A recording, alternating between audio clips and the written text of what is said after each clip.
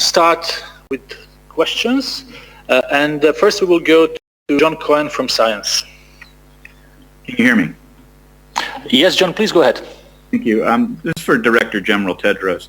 I'd like to get your response to President Trump's threat yesterday to cut funding to WHO, and specifically to the 3 complaints he had, which were that WHO criticized the travel ban to China, and that WHO could have called this earlier and probably did know, he said, and also that WHO was very China-centric. Could you respond to each of those?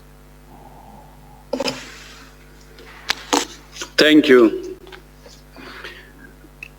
Thank you so much. As you know, WHO has been doing all it can since the beginning. And as I said it in my statement, tomorrow will be 100 days since we were notified of the outbreak. And it's very tragic that we lost many, many lives.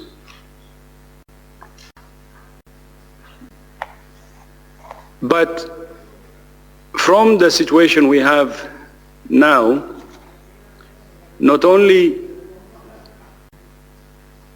that we said we have been doing everything we can, but we will continue to do everything, day and night, like what we have been doing, to save lives.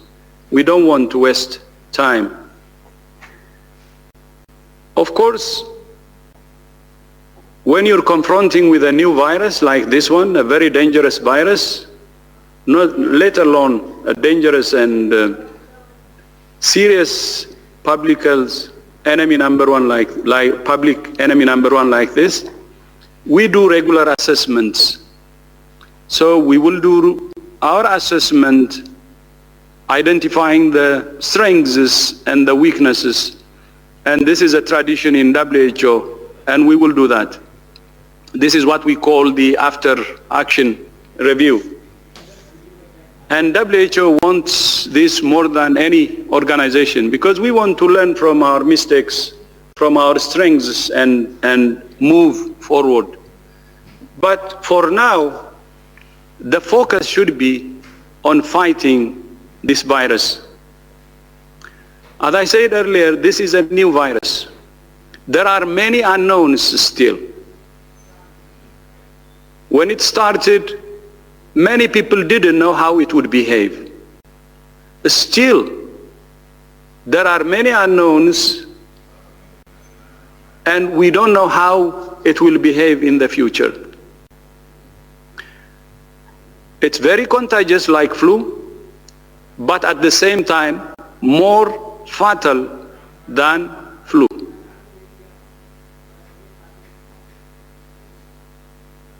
And if you remember, that's why on February 11, we called it public enemy number one. This is 12, 13 days after we declared the global emergency.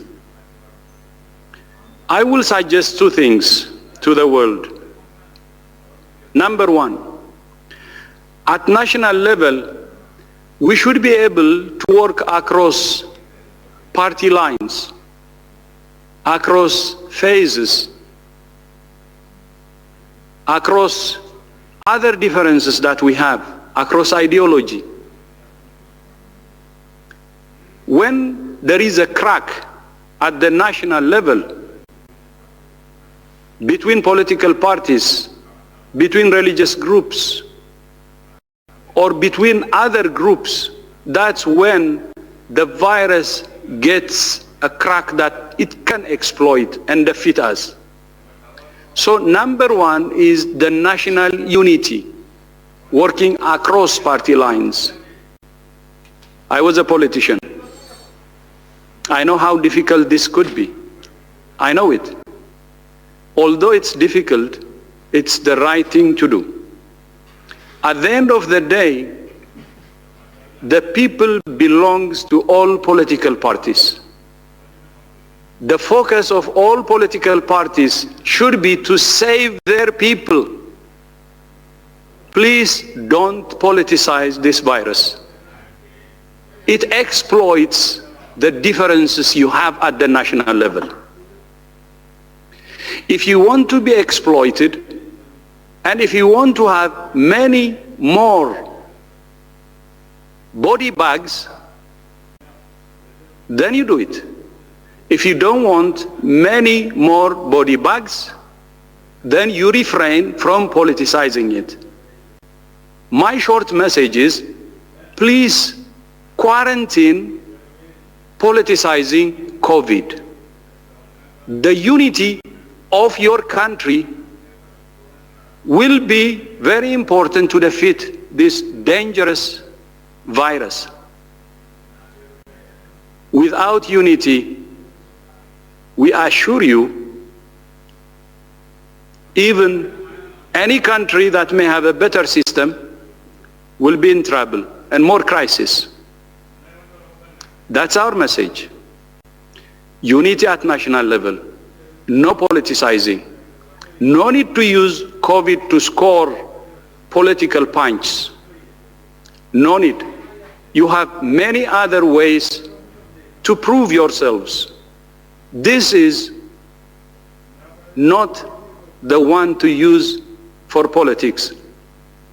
It's like playing with fire.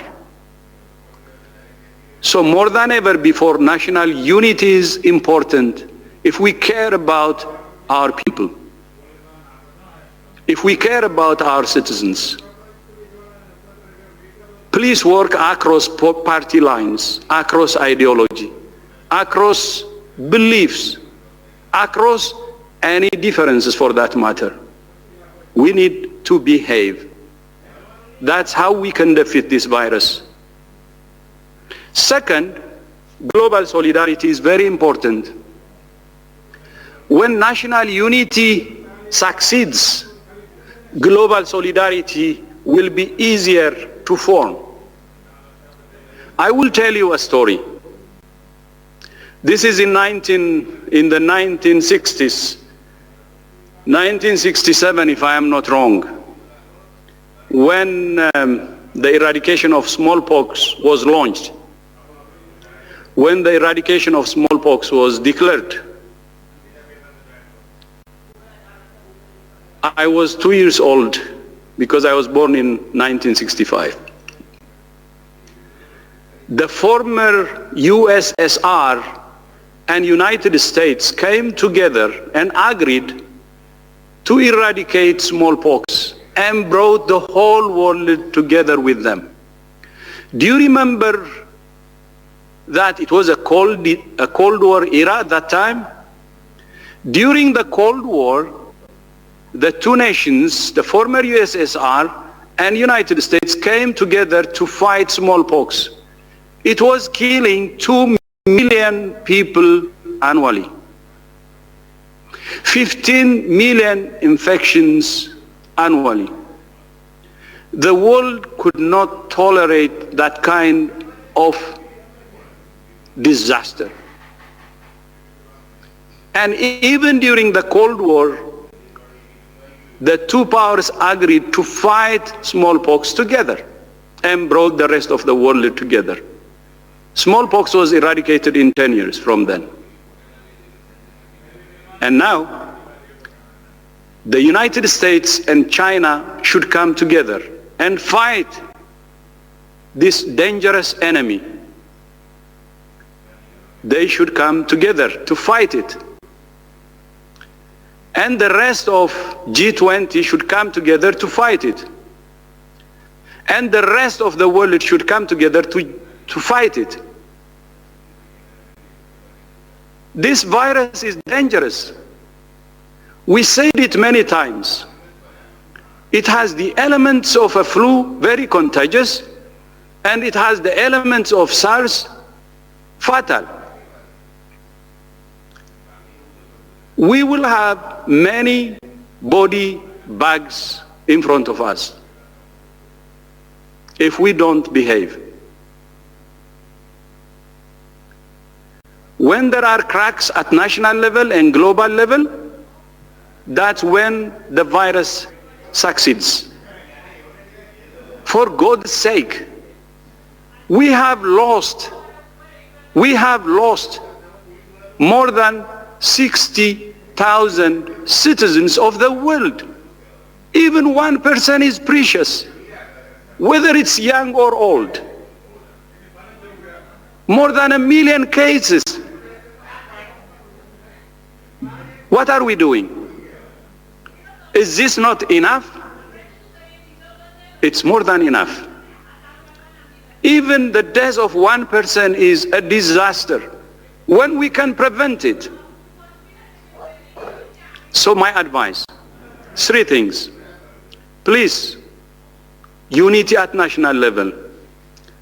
No using COVID for political punches.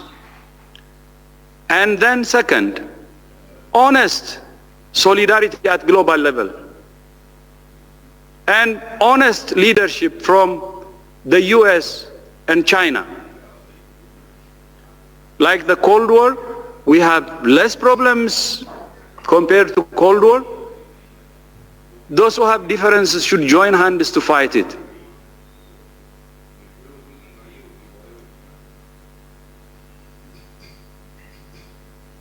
And then the G20 and everybody has to come together. And the third, please, if you agree to the 2 means, please quarantine politicizing COVID. Quarantine politicizing COVID. That's the way if we want to win. I know I didn't address your question directly. I don't think that's necessary. We shouldn't waste time pointing fingers. We need time to unite. And what I'm saying is not in vain. I have seen leaders who are preaching about this, many leaders for the last 3 months. I'm just joining them. And we can make it. Let's unite. Let's unite. Unity is the only option to defeat this virus. Lack of unity, please prepare. If you don't believe in unity and don't do unity, please prepare for the worst to come. The worst is yet to come if we don't rush to ensure the unity. Thank you.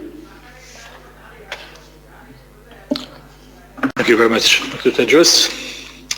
I hope this clear message answers the question from John Cohen from Science. We will go to the next journalist. That's Michael, who is a contributor to CNN. Michael, can you hear us? I can hear you. Can you hear me? Yes, please go ahead. Thank you for taking my question. Without referencing the criticism from President Trump, you've already dealt with that, but I did want to ask Director General, sir, that when doing so in the midst of an unprecedented global emergency, when you do get criticism from world leaders, and perhaps President Trump won't be the last, does that really create a setback for you? I mean, I think we can argue that moral suasion, your moral authority is one of the most powerful, if not most powerful tools you have. But when that is eroded, does it make it more difficult for you to operate and save lives? And just very quickly, from the beginning, I remember you've been advocating travel and trade restrictions, and governments seem to have been ignoring that to a very big degree. Even here in Canada, we now have interprovincial restrictions. So if that happens, does that chip away at your moral authority? Thank you very much. I know that I am just an individual.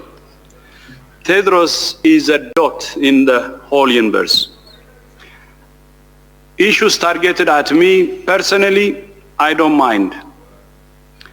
I prefer to really focus on saving lives. I said it many times. We're losing people. Why would I care about being attacked when people are dying? Compare the two. We're losing lives every minute. Please remember, more than 60,000 deaths. I'm not sure if that number is accurate. I would expect that estimate that we have more deaths. Why would anyone in the right conscience think about his personal attack, ignoring the bigger challenge we're facing as humanity? My focus is saving lives. We don't do politics in WHO. We don't. We care for the poor. We care for those who are vulnerable. And we regret when we lose lives. That's where we should focus. I'm an individual. I'm no better than anyone who is suffering from COVID. I don't care who says what about me. I would prefer to focus on saving lives. No time to waste. How many more deaths would I like to see? I can't. Why would I worry about myself when the number of deaths is increasing? Who am I to make my personality before the deaths of all around the world? That's why I said, maybe you have followed my Twitter messages, humility.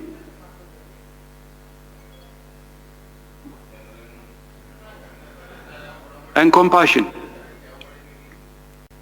And care. And big heart for those who are suffering and for the families who have lost their loved ones. I can tell you personal attacks that has been going on for more than 2-3 months. Abuses,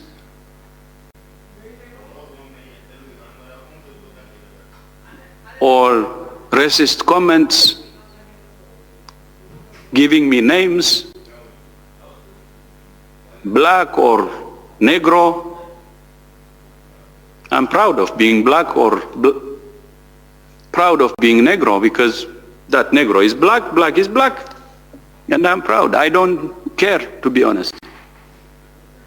And thank you for asking that question. Maybe for the first time I would make this public. Even death threat, I don't give a damn, because it's personally targeted to me. 3 months in the same situation. What makes me sad is, I said it last presser, when the whole black community was insulted, when Africa was insulted, then I don't tolerate. Then I say people are crossing the line. When it's personal, even death threats, I didn't care. I didn't even respond. When as community people start to insult us, that's enough. That's enough. We cannot tolerate that. But since I don't have any inferiority complex when I am personally affected or attacked by racial slurs, I don't care, because I am a very proud black person or negro. I don't care being called even negro. I am. That's what came from some quarters. And if you want me to be specific, 3 months ago, this attack came from Taiwan. We need to be honest. I will be straight today. From Taiwan. And Taiwan, the foreign ministry also, they know the campaign. They didn't dissociate themselves. They even started criticizing me in the middle of all that insult and slur. But I didn't care. 3 months. I say it today because it's enough. But still, they can continue. I don't care. Because what I care is when humanity is insulted, when we don't care, when we have more than 60,000 body bags. I care when the crosses are lined and when black community is insulted as community. So it's not personal. I tolerated 3 months and I can tolerate 3 years, 30 years, 300 years. No problem if it's personal, if it's targeted to Tedros. But I assure you, we will do everything right in WHO. We will do everything that we can to serve humanity. We will do everything that will help us to have no regrets at all. But in that process, we may make mistakes. We're not angels. We are human beings. So we make mistakes like other human beings. That's why I said we will do assessment, we will see our weaknesses, we will see our strengths. Let's care about each and every individual, the human being. And I will repeat again, we need national unity. Unity across party lines. Let's not use this COVID to attack party or another opponent. We need global solidarity. The most powerful should lead the way. And please quarantine COVID politics. That's what we want. We don't care about personal attack. We don't. We care about the life passing every single minute unnecessarily because we couldn't unite to fight this virus and because we're not understanding the power of unity to fight a common enemy. There is a very clear line, a fight between humanity and this virus. That's it. That's what we should use to fight and win. Thank you. Thank you very much. Talking about countries that are struggling, we will go to Yemen now to hear from Aziz from Yemen National Radio. Aziz, can you hear us? Yes, I did. Hi, how are you? Thank you for taking my question. I don't know where to start, but let's talk about Yemen for an instant. What's the plan going there? What's going on? I've reached to the envoy, and it was very hard. Numbers are not correct. Emails are not correct. The page that sourced the information for the citizens actually is written as shopping for motorcycles. So it's such a lot of effort that has been made by the WHO, but it's kind of not realistic for Yemen to have no cases at all, or maybe the Yemenis have some genetics that works for this. So can you tell me more about the plan that is implemented in Yemen, and how is it 27 million, around 27 million, and only 600 tests are available? Thank you, Aziz. Thank you for the question. Maybe Dr. Ryan has some information about Yemen. We'll certainly provide more, but Dr. Altaf Buzani is our country representative there. Altaf is a highly experienced public health leader, previously worked in Iraq, and he's working very closely with Lisa Grande, the UN humanitarian coordinator there. Yemen, as you know, and again, my sympathies for the people in every part of Yemen. The population and the people of Yemen have been to hell and back in the last number of years, both in terms of the destruction of health infrastructure, large outbreaks, including cholera, as we've seen over the last number of years. And WHO has been there with our partners, and we have stood with the people of Yemen, wherever they are in Yemen, to provide essential health services. The provider of last resort, trauma, clinical management pathways, mobile clinics, vaccination, and now surveillance and response for COVID-19. I'll have to check the numbers you mentioned to me on the number of tests available. We know we have provided testing capacity, and we continue to work with the government to beef up the capacity to do isolation and to do contact tracing and quarantine of contacts. As I said, I don't have the exact details on the testing you mentioned, but I will most certainly follow up with our country representative, with our regional director, and get back to you on that. But please be assured of WHO's absolute commitment to support the health, safety and welfare of the people of Yemen. Thank you very much, Aziz, for calling from Yemen. We will go now to India. United News of India, Ajit. Ajit, can you hear us? United News of India, Ajit.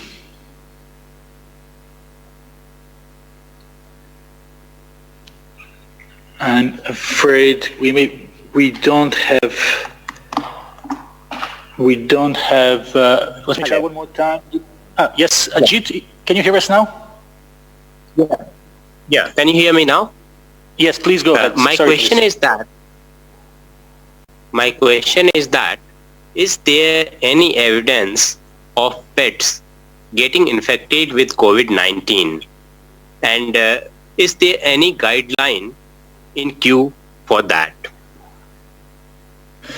Thank you very much, Ajit. This is the question that we get quite often, and it's good for Maria to get an answer. So thank you for the question. I just first want to say I'm immensely proud to be sitting up here with Dr. Tedros and Dr. Ryan every day and talking to you. With regards to pets, so yes, we are aware of some pets being infected in households of confirmed cases. So we're aware of 2 dogs that have been infected in Hong Kong, a cat in Belgium, and we've heard recently the reports of a tiger at the Bronx Zoo. There are several groups that are conducting investigations in animals to really understand how pets are infected. It seems like they are infected from their owners who are infected. There was one study that was done in Wuhan of cats, which we are aware of, that was conducted before and after the outbreak, and found that cats can be infected with this virus. We're working very closely with our partner agencies at FAO and OIE to really look more in depth at the role of pets. We don't believe that they're playing a role in transmission, but we think that they may be able to be infected from an infected person. And so they're not a major driver playing a major role in transmission in COVID-19 outbreak. And may I just add, it's extremely important that as people worry and have concerns about sources of transmission, that we refrain from any act of cruelty to animals. They're beings in their own right, and they deserve to be treated with kindness and respect. And they are our victims like the rest of us. So until we know more, it's very important that people, as Maria said, understand that they're likely to be co-infected with us. There is no evidence at this point that they infect human beings, and it's really important that we remain respectful and kind to those animals that share our lives. Thank you very much. There are lots of questions that will remain unanswered for today, but we will definitely have other opportunities. We will conclude this press briefing here as Director General has another call to go to. We thank everyone for being with us today. We apologize for technical issues. Director General, you have time for? Okay, so Director General wants to take a few more questions. So can we then go to Sky, please? Do we have Deborah from Sky? Yes. Please go ahead. Can you hear me? Yes, Deborah, please go ahead. Thank you. Thank you so much for the opportunity. Oh, hold on a second. Director General, obviously you've been asked quite significantly about the comments made by President Trump yesterday. But could you just address the specific concern? It's not just been raised by President Trump, but also by officials privately in the West, including in the UK, a concern that maybe you're a bit too close to China China supported your appointment, when you ran to be Director General, and that perhaps coloured your approach, coloured your view when you were initially in the early stages responding to the crisis in Wuhan, and perhaps you weren't questioning enough of the assurances being given by the Chinese authorities and their figures, their statistics. The fact that their statistics in terms even now of the death rate are so different to, for example, in the United States. How do you respond to that, please? Yeah, thank you. Thank you so much. First of all, I have a recommendation to the media. When I say we have to quarantine politicizing, I have to also recognize the role of the media in some countries, adding fuel to the fire and politicizing too. Please mobilize the whole world to fight against a common enemy, an invisible enemy. That's number one. And coming to the question you said, we're close to every nation. We're colorblind. We're, wealth blind. We don't see. For us, rich and poor is the same. For us, weak and strong is the same. For us, small and big is the same. For us, people who are in the south or in the north, east or west are the same. I will tell you a story. When I appointed my chief nursing officer of the whole wide world, I picked her from a country called Cook Island. Then people started criticizing me. And I said, what happened? What is this Cook Island? Is it Thomas Cook, the company, or what Cook? On one hand, it could be arrogance. On the other hand, it could be ignorance. Ignorance could be okay, you can correct it. But I was so sad when I saw arrogance in it. The arrogance part is people didn't want to have a chief nursing officer of the whole wide world from a small country like Cook Island, which is only 10,000, a chief nursing officer. But my belief is talent is universal. Opportunity is not. You can find the most talented person from a country with a population of 11,000 like Cook Island or 10,000. So we work with Cook Island, 10,000 population. We work with China, 1.4 billion population. We were criticized for the 10,000. Is it because Cook Island influenced us? Using what?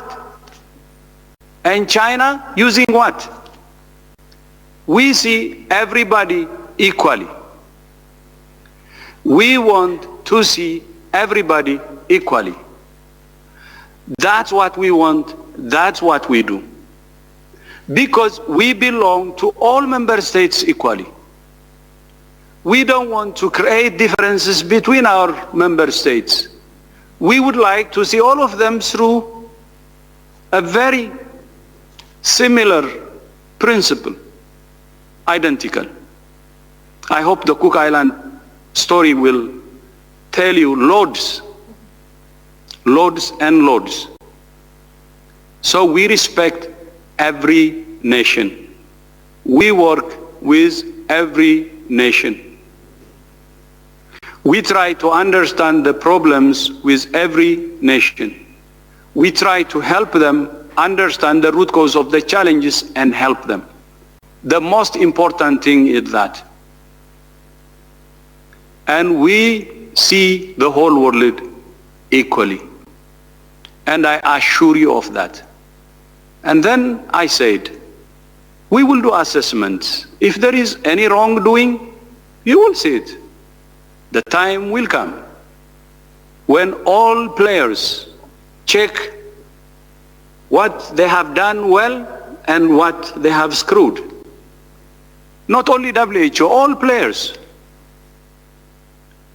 And then build on our strengths and improve our weaknesses, focusing on the issues,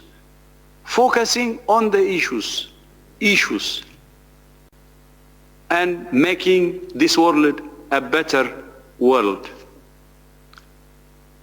So the most important message now is, let's fight hard. I said it many times. Let's fight like hell to suppress and control this virus. It's dangerous. We need unity. And again, I remind, including the media, in even developed countries, please advocate for unity and help to bring this virus to its knees. It's dangerous. Let's not continue to play with fire. It's a dangerous fire like bushfire. It jumps, it grows exponentially. Many behaviors that is unknown to this virus. Still, we will have more surprises. High-income countries were surprised. And we're worried about Africa now. Our continent, my continent. It behaves in a way that sometimes we don't know because it's a new virus. So let's bring our energy together and fight hard.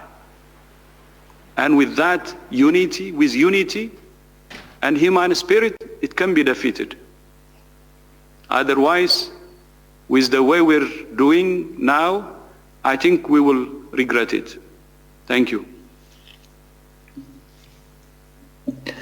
Okay, we will try to have one more, obviously, unless Director General tells otherwise. We will go to our friend Bianca Routier from Global. Bianca, can you hear us? Hi, Tarek. Yes. Can you hear me? Yes, Bianca, please go ahead. Yes, I would like to know from Dr. Tedros, what would be the consequence in the case the U.S. government puts contributions on hold, as he promised? Sorry. The question is, what would be the consequences if the funding would stop? I think I have answered that question.